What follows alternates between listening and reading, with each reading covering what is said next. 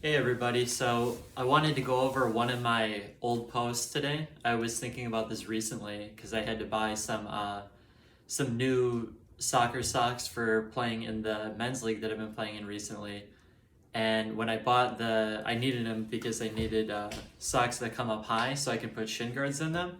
And buying new socks again, which I haven't done in a very long time, made me realize that something I had written about previously uh, was totally right. It totally like validated what I had talked about before, which is that socks are like a hindrance, you can put it, to your foot function, and it will actually hinder you overall in the way that your foot functions and your joints function and your overall performance goes. So what I wrote about, and then on top of that, what I noticed is that socks in the first place are just too tight around the toes, particularly. The fact that a sock is tighter on the rest of your foot is not that big of a deal as long as there's no like tight part around the arch. Like some socks will be produced with like an arch support in it, but I don't buy anything like that. I don't find it to be that problematic anyway when I have worn it, but particularly around the toes, you do not want them to be tight because inside shoes, I talk about a lot, we already have a hard enough time getting our toes to spread out. And when you put socks in between your foot and the shoes on top of that process, now you're having an even harder time. And now your toes are really going to be stuck together and they're just being trained, even when they're out of the socks and the shoes, to basically stay like this. Um, that is the first problem that I don't like.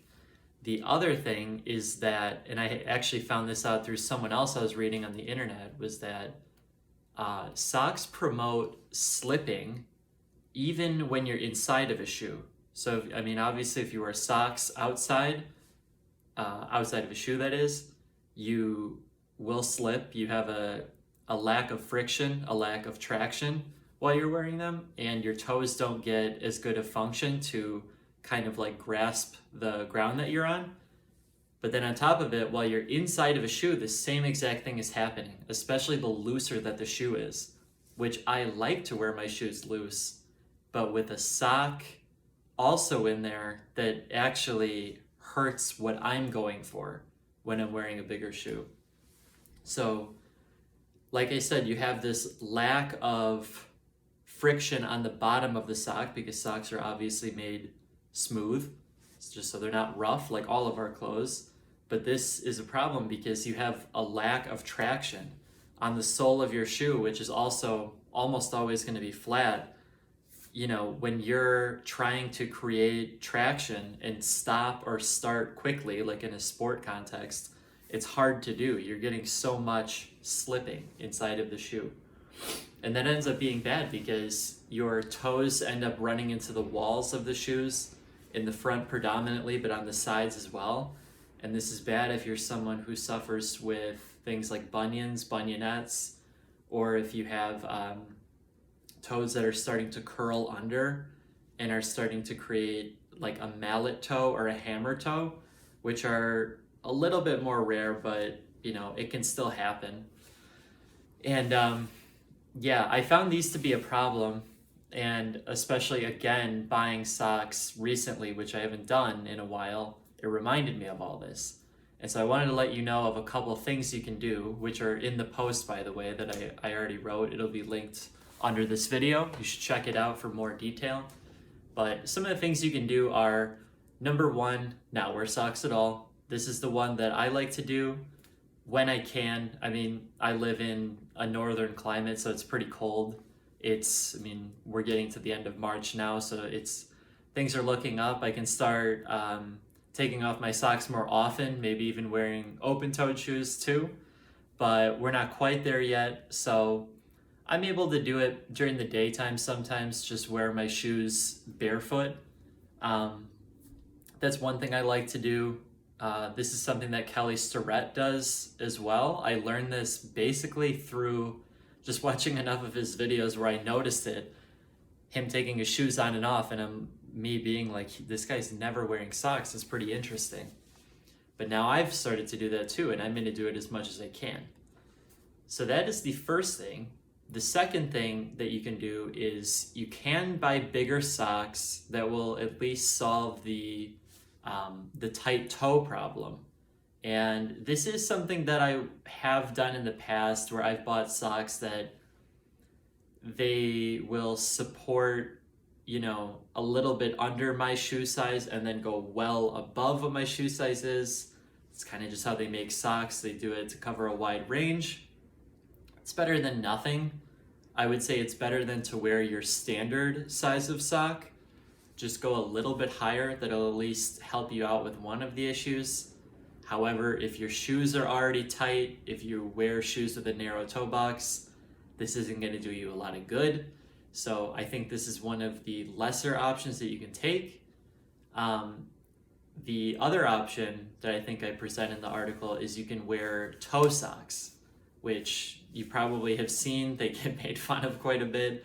They're the ones that literally, they fit your foot like a glove, and they let you have your 5 toes still.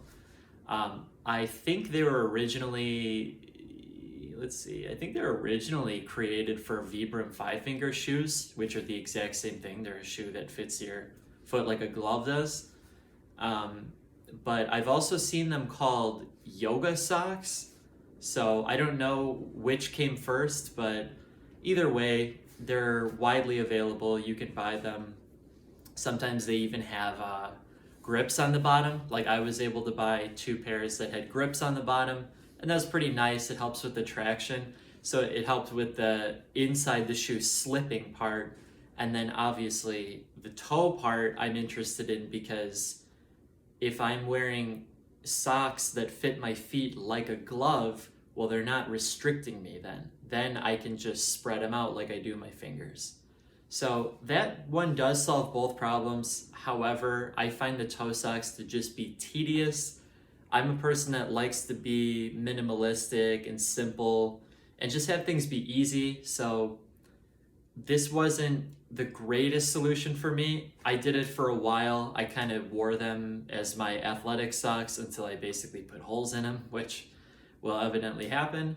But nonetheless, it's a good solution. If you're not willing to wear no socks within your shoes, I would definitely recommend doing toe socks.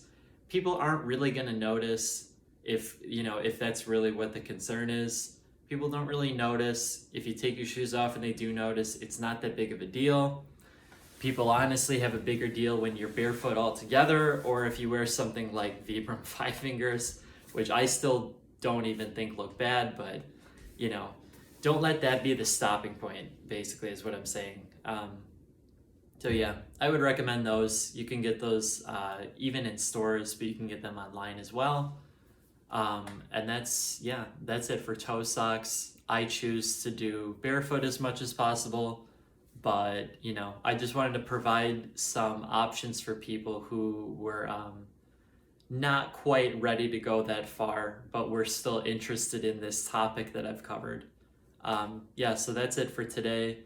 The article that I'm referencing is called Time to Rethink Your Socks, and it's on my website, vitalsage.com. It will be linked under this video anyway, so you can just follow the link if you don't want to look that up. But anyways, take care, and I'll talk to you soon.